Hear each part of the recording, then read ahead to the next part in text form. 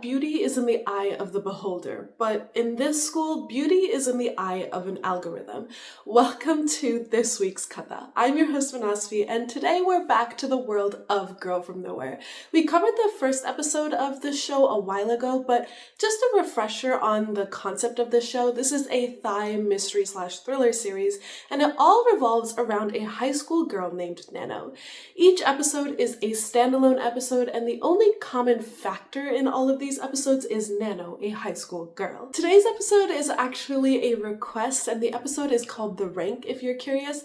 I have some thoughts about this episode that I'll save until the end, so let's get into it. The morning bell for the students at Satya Vijayatara High School is a broadcast by their school director. Good morning, students. Soon, the winner of our school annual Shining Star Award will be officially announced. The winner will receive an honorary trophy as well as a special prize. There will be many other privileges for the Shining Star and all of our top 10 stars. Beauty is everything to a woman.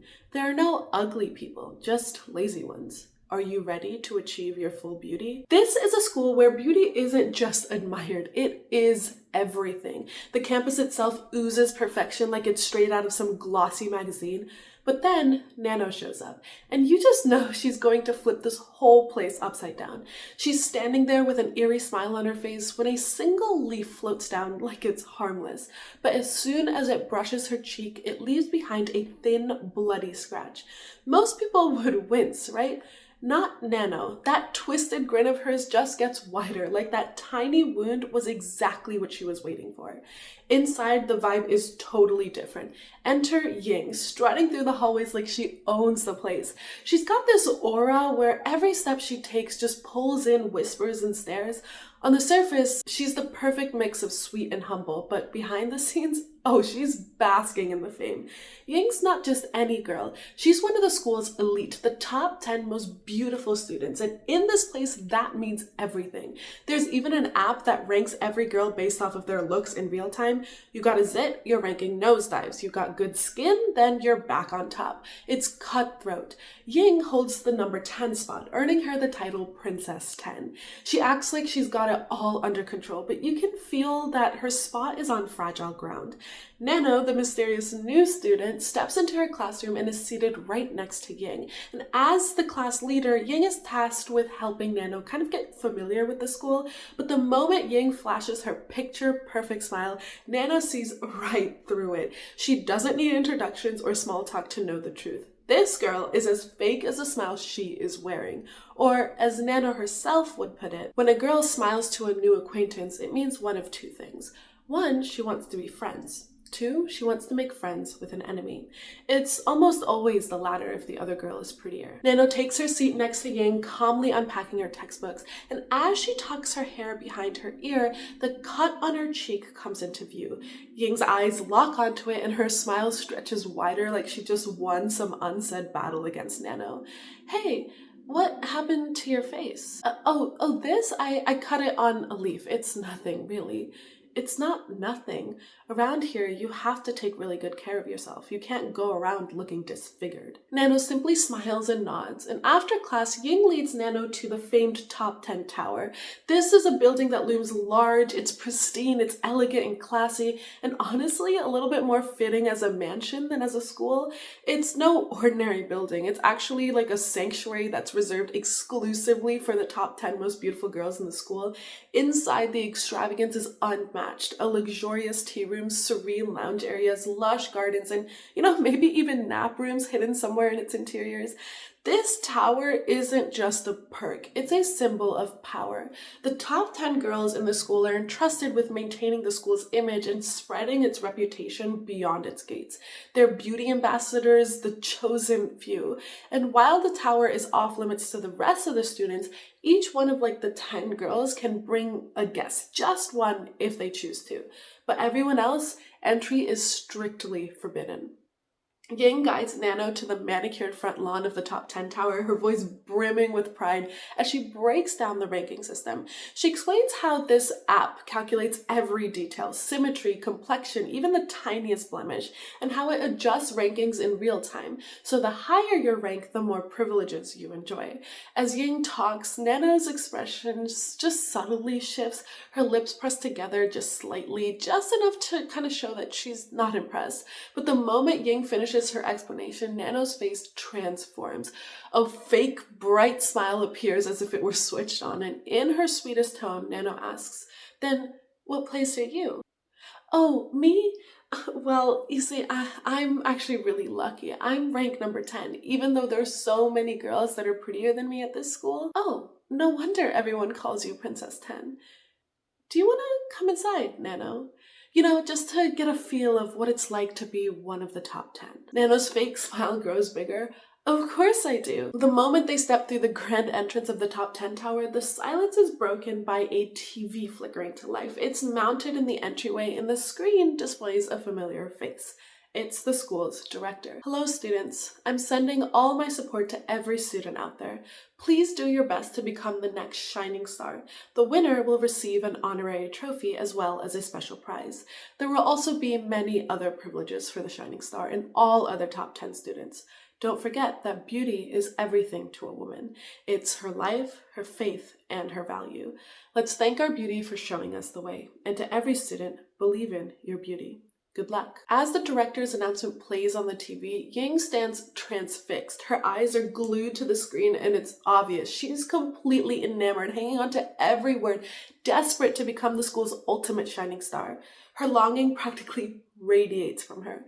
Nanno, on the other hand, watches Ying with a quiet curiosity. The announcement ends, and Ying doesn't miss a beat. She takes Nanno's hand and leads her into this lavish tea room. The air is thick with scents of tea and cakes and pastries. Ying picks up a forkful of cake, savoring it with a little bite before turning to Nanno, her smile as polished as ever. "Is it good?" Yes, thank you very much. There's no need to thank me, Nanno. It's not like I paid for your meal. But still, you brought me in here." "Don't mention it. However, I might not be able to bring you in here very often. On other days, you might need to live as an ordinary person with the average people. But it's not all that bad. Sometimes I think that I would like to live outside too." "You're so down to earth, Ying." Ying flashes another infuriatingly perfect smile and then casually goes back to just pushing the cake around on her plate. Nanno, unfazed, glances around the tea room before reaching into her shirt pocket, and she pulls out a chocolate bar. Ying freezes mid-poke, staring at Nanno like she's just committed a cardinal sin. Her expression shifts to disbelief. "Nanno, chocolate contains trans fat." Nanno bites into the chocolate and then casually extends the bar towards Ying without a word. Ying hesitates, staring at the chocolate like it's some foreign object. Her perfectly manicured fingers hover mid-air, but a quick glance at Nanno seems to tip the scales somehow. Reluctantly, she takes the chocolate and takes the tiniest bite, almost as if she's afraid that it might tarnish her beauty. Her eyes widen in delight as the flavor melts on her tongue, but before she can take another piece, their moment is interrupted by the sound of footsteps. Another student approaches their table. "Hello, Princess." "Oh, hello, Chumpo. Who did you come in with today?" Well, Ying's smile shifts into one that's all too familiar, like the kind that people wear when they're pretending to understand exactly where you're coming from, but it's clear that they don't. It's like a smile that someone would have when they're more interested in maintaining an image than genuinely connecting with you. "Chumpo, you can't just go wandering around in this place. This is a tower of the top 10. Champo's eyes flicker with a brief moment of surprise, as if she's been caught off guard by the interaction. For a second, she looks almost chided, like she's unsure how to respond. But then her gaze drops to the cake in front of Yang. The longing is almost palpable as she watches the half-eaten pastry, her thoughts clearly shifting to something far more indulgent. "Do you want to take it, Champo?" "Here, take it. I don't think I can finish it all by myself." Chompo is actually a little bit on the chubbier side, so she stands there for a moment, clearly unaware of the real reason that Ying is so generous, so to say. Ying's offer of food isn't a genuine act of kindness. Ying wants to appear humble and down to earth, as if she's graciously sharing this piece of cake with someone less fortunate, and maybe Chompo doesn't care, or she genuinely does not see through Ying because she takes the cake. But before Chompo can even take a bite, a few of the school guards appear out of nowhere, and with swift, practiced motions, they grab her by the arms and start dragging her away, all while Chompo protests helplessly. It's a cruel reminder. Chompo doesn't belong here. She's breaking the rules, trespassing in a space that's strictly off limits to anyone but the top 10. As Chompo is ruled out, Ying watches from her seat. Her gaze lingers a little bit too long. Her voice is filled with pity, but her gaze is filled with victory. I feel bad for Chompo. With that face and nose of hers, she'll never get in here. Sometimes I pity her, so I bring her in here, or if I can't, I make sure to give her some good food. Wow, not only are you pretty, but you're also a wonderful person, Ying. You should really be the next shining star. And at the sound of that praise, Ying's body language starts to shift. Her posture straightens, her face lights up, and suddenly she is the picture of humility, spouting the same tired and insincere lies about how grateful she is for everything. But before the charade can continue, a bell rings somewhere in the background. It's time for the true queen bee to make her entrance. Gade, the most beautiful girl in the school. The other girls in the top 10 shuffle to the stairs where they gather in anticipation. All eyes are fixed on the staircase as Gade begins her descent. She walks with this effortless grace, every step calculated, every movement flawless, as though she's gliding rather than walking. The air seems to hold its breath as all of the girls, including Ying, look up at her like she's a goddess, an untouchable ideal. But it's more than admiration. It's a hunger, an unspoken competition. They would all turn on each other in a heartbeat if it meant that they could claim her spot in the top. Ying watches with eyes completely wide and transfixed, as if Gade herself was the sun. But Nanno observes this from the sidelines, a different thought brewing in her mind. The wheels begin to turn, and with a subtle, calculating glance towards Ying, Nanno starts to plant seeds. Ideas that will change everything. You want to be number one. I think you're just as beautiful as Gade. Who? Me? No, I'm honored to even be a part of the top 10. As for being the shining star, it's not something I've ever even thought about. No one takes Gade down. It's almost impossible. But Ying's words don't match her thoughts. In her head, she's no longer looking up at Gade. Instead, she's walking down the very same stairs that Gade had just descended. She can see the rest of the top 10 girls gazing up at her in admiration, eyes wide in awe, as though she were an angel, glowing with perfection. She imagines Gade furious and stomping in anger, her reign over the tower just slipping through her fingers as Ying takes her place. But just as the fantasy begins to play out in full, Nanno's voice cuts through the haze of her daydream, pulling Ying back to reality.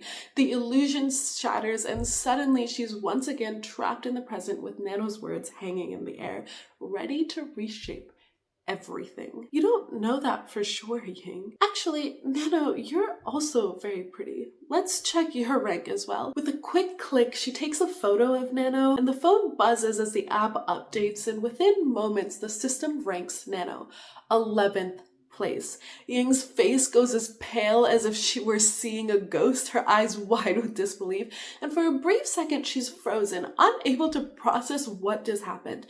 Nanno, on the other hand, couldn't be more thrilled. She takes back her phone, a satisfied grin spreading across her face. The number excites her. She's almost there, just one step away from claiming her spot in the top ranks. What? I can't believe this. I'm 11th place, only one place behind you, even though you're so much prettier than me. Ying leaves the top 10 tower feeling uneasy, her mind still racing with the shock of the rank that Nanno has. She can't help but feel the weight of it all pressing down on her. Nanno watches her go, twirling a lock of her hair with a quiet smirk. The next morning, Ying wakes up to her phone buzzing incessantly. She checks her app and her heart drops. She's been knocked to 11th place, the result of a single imperfection, a pimple on the tip of her nose. Panicking, she pops it, but all that does is leave an angry red mark in its place, making things even worse. When she walks into school, the whispers hit her like a wave. The students who once praised her now gather in groups, muttering behind her back. Their admiration has turned into gossip, and they've begun to turn on her. The once celebrated Princess 10 is now the subject of mockery. Meanwhile, Nanno is the new star. The students have gathered around her, showering her with praise for rising up the ranks so quickly, while quietly dissing Ying for being stuck at 10th place for so long. As Ying enters the room, the chatter instantly quiets. A thick, uncomfortable silence starts hanging in the air. She feels every eye on her as she walks to her seat and sits down next to Nanno. And then she eyes that special top 10 bow that Nanno has on her neck.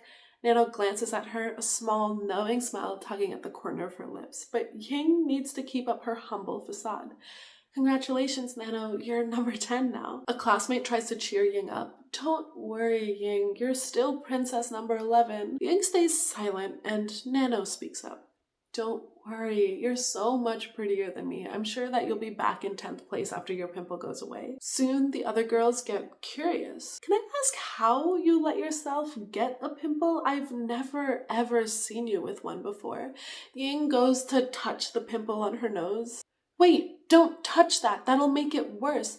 You must have eaten some sweets. That's why you got the pimple. Ying turns to look at Nanno, her mind momentarily drifting back to that chocolate that Nanno had shared with her. Just then, another girl approaches Ying, her voice laced with false concern. Do you want to go to a clinic for your skin, Ying?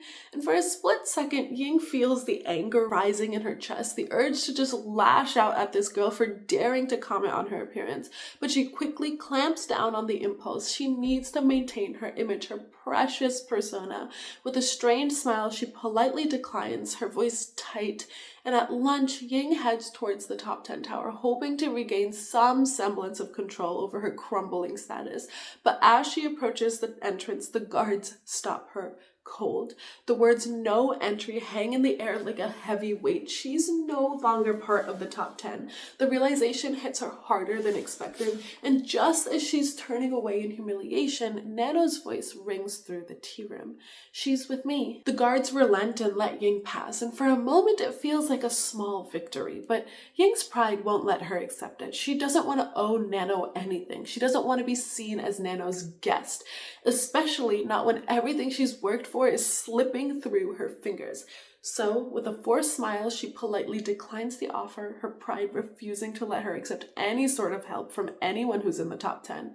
No, it's fine, Nanno. I came here accidentally out of habit. Actually, I kind of miss the food in the canteen out there. I'll just eat there. Oh, well, then you can have my quota too, Ying. Then tomorrow, come and eat with me here. It's so lonely sitting here all by myself. Ying turns and walks away, her head held high despite the laughter erupting behind her. The girls in the area mock her, their voices sharp and cutting, and each comment is a painful reminder of her fall from grace. But the humiliation doesn't just stop there. It follows her like a shadow. At the cafeteria, Ying sits alone, her presence no longer commanding that admiration that it once did. She picks at the food, her appetite fading quickly. The water in the canteen is barely drinkable, with tiny flies floating around in it, and she can't even escape to the bathroom without finding lizards scuttling around, making the space feel even more hostile.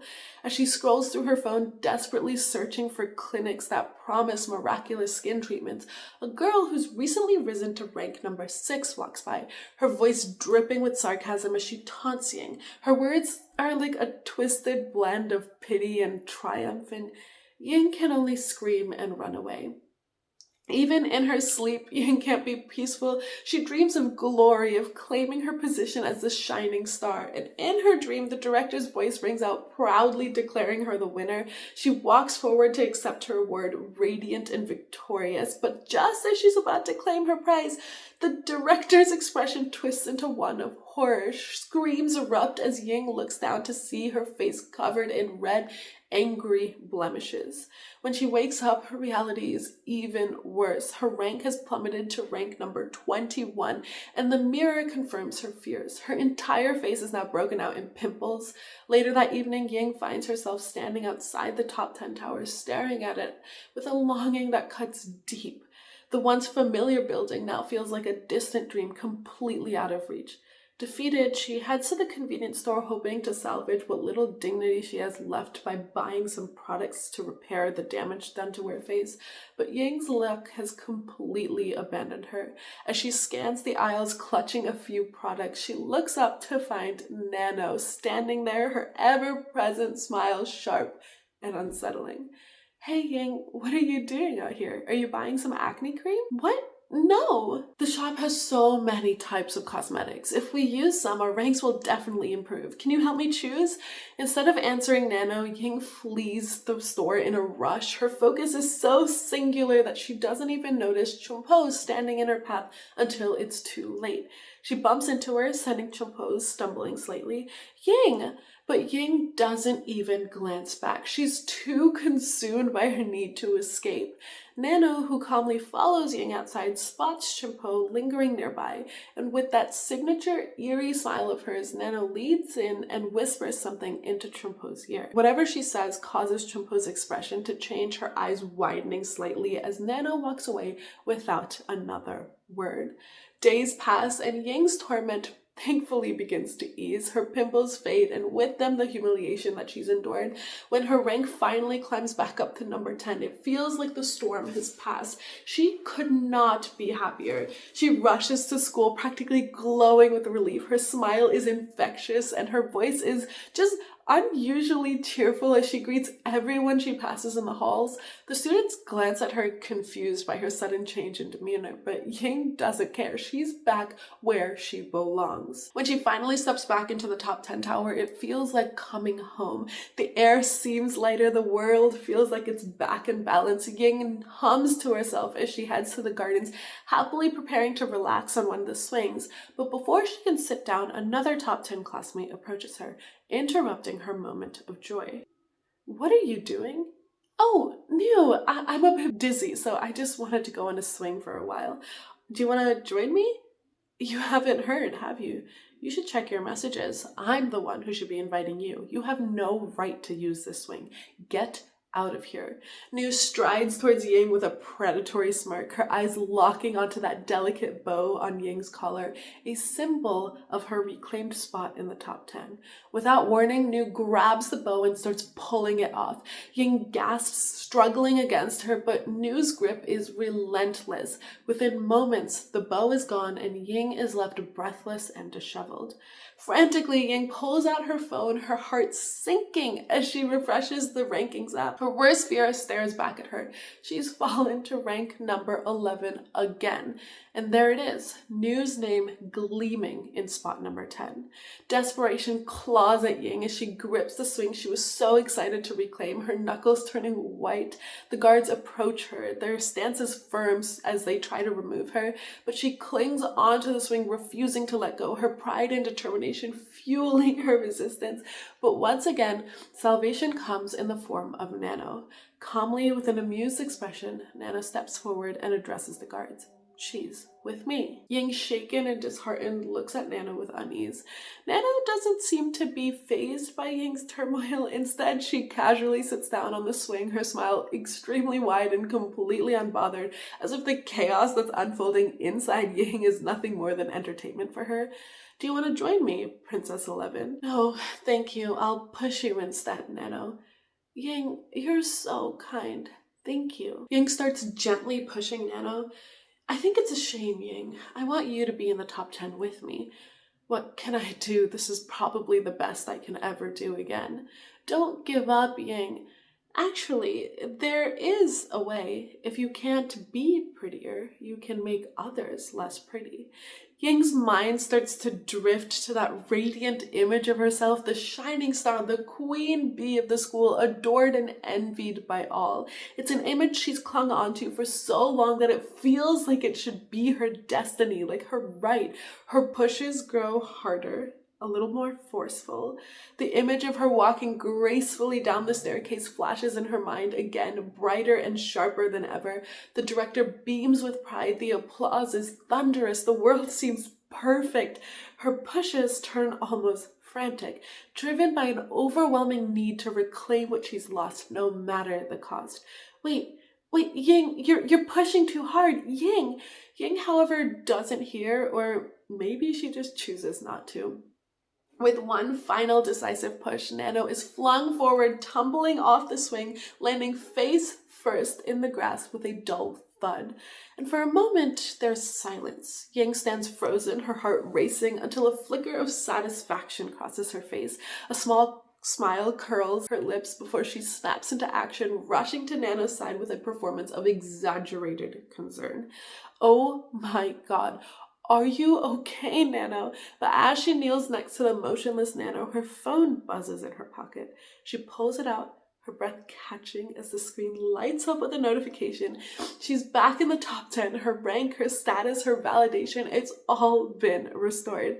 Ying's mask of concern cracks as pure, uncontainable joy spreads across her face. Barely able to hide her excitement, she thanks the unconscious Nanno. Her fingers dart to Nanno's collar where the bow rests, and Ying reclaims it as hers. She spends the rest of the day in the tea room, relaxing with a face mask on, when a couple of the top 10 girls walk in. They don't see her resting on the sofa as they start to talk about her. More specifically, Gade starts to talk about her. Girls, have you heard about Ying? She's back in the top 10 again. Everyone has heard about it. Nanno fell off the swing. Yes, she fell off the swing. Every year as the award day approaches, things like this start to happen. Last year, do you remember what happened to Anne the day before the announcement? She dropped from 2nd to 40th place. Actually, Gade, I kind of pity Ying. She's been in 10th place for 5 years now. I feel bad for her. You can't blame her for it though, guys. Come on. I mean, in Ying's case, blame it on her mother. Anyway, let's go eat. I'm hungry. And so Ying begins her descent into full-blown sabotage. What started as a desperate bid to reclaim her rank quickly spirals into an obsession. She's no longer content with staying in the top 10. Now she wants to be untouchable. To her, everyone else is a threat, and Ying knows no limit when it comes to eliminating them. Her schemes go increasingly twisted. One morning, she throws a terrified cat into the girl's shower, relishing in the scratched face that follows. Another time, she secretly sprinkles ants onto these two girls as towels, watching as her face turns into swollen red lumps. She chloroforms another girl and then starts hacking off chunks of her hair while she's anonymous. Then a chemical explosion that targets 2 more girls, and for ranks 2 and 3, she spikes their drinks like their water with hair growth serum, and by the next day the girls wake up with like these thick patches of coarse hair sprouting on their faces and arms, leaving them absolutely humiliated and horrified.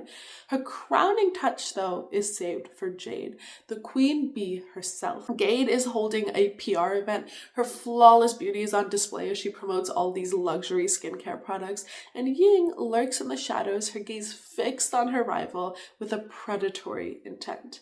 And that's when Nanno appears. Her presence is sudden, her footsteps are soft as she slides up beside Ying. Oh my God, Nanno, you scared me. You've been worn out these last few days, right? Since it's so close to the announcement of the Shining Star, you should be careful. Yes, of course, Nanno. Thank you. Ying watches Nanno walk away, a faint unease settling in her stomach, but when Gade's scream pierces the hallways moments later, that unease is drowned out by a surge of triumph. Ying smirks, knowing exactly what caused the chaos. Gade's flawless appearance, her golden ticket to the top, has been utterly destroyed. The product Ying tampered with had transformed the once perfect queen into a horrifying version of herself. Her skin is now green and bulging in like some grotesque parody of the Hulk. Ying leaves the scene completely victorious. She's finally done it. She's at the top, rank number 1. The Shining Star Award is hers, and tomorrow she'll claim her spot and her recognition that she's fought so hard for.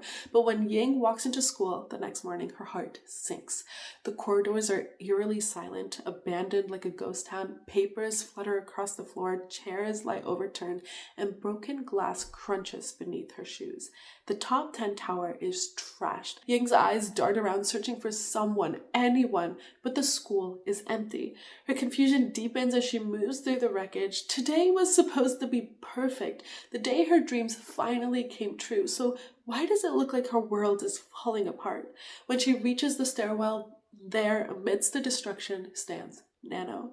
How did you get in here? Right now, our school's beauty standard has dropped so low. Even with my face like this, I'm in 3rd place. Well, do you know what happened?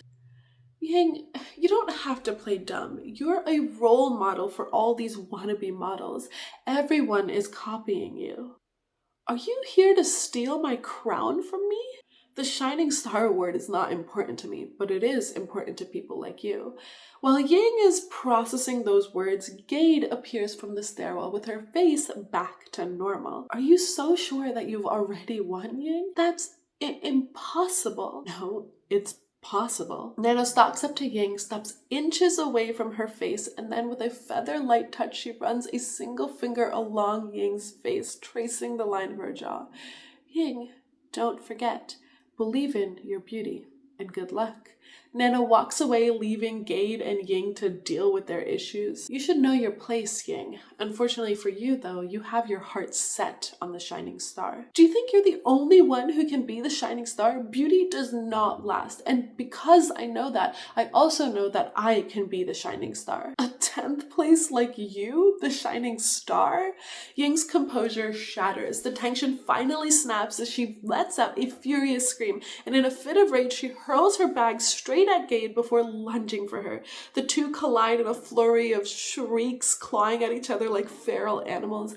Nails dig into skin, hair gets pulled, and their once perfect appearances start to crumble underneath the sheer violence of the fight. Finally, after what feels like an eternity of screaming and scratching, Ying emerges victorious. She stands over Gade, panting and disheveled, but triumphant. Blood drips from a shallow cut in her cheek. Her once perfect hair is a tangled mess, but none of it matters. She's won. And then the TV in the corner flickers to life. The director's polished image appears, her voice echoing through the wrecked tower. Students, please gather in the main hall to witness the beauty in the annual Shining Star Award.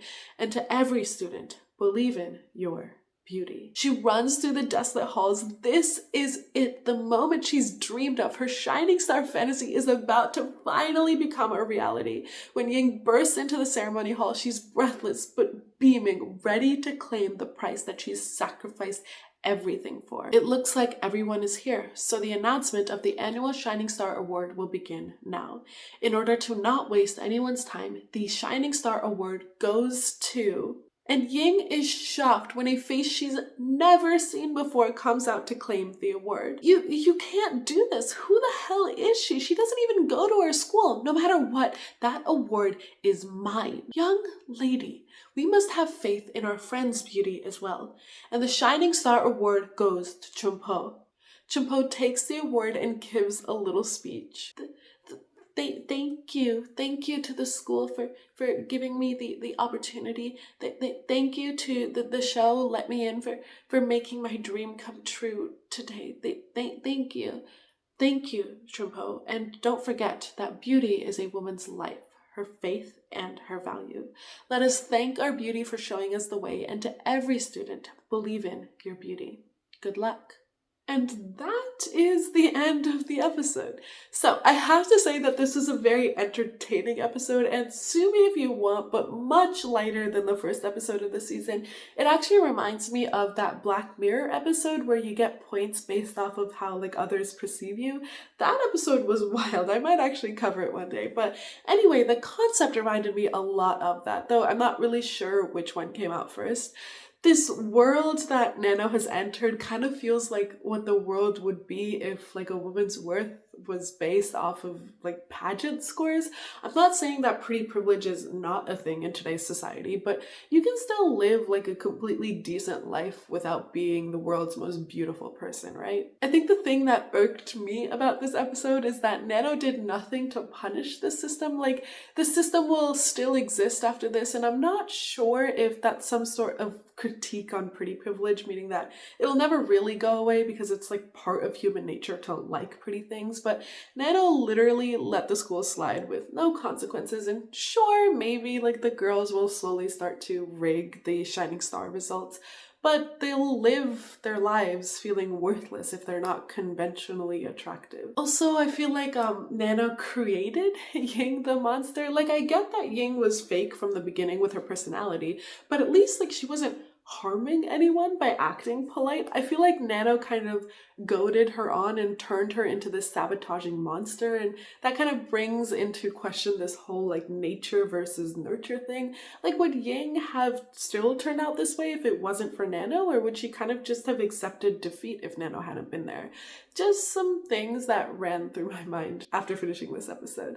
But overall, I think it's a really, really fun watch, and on Reddit I saw a comment saying that they found the storyline of this episode a little shallow, but if that was there as in like the director's intentions, it was pretty freaking smart to make an episode about beauty shallow, and I just really liked that comment.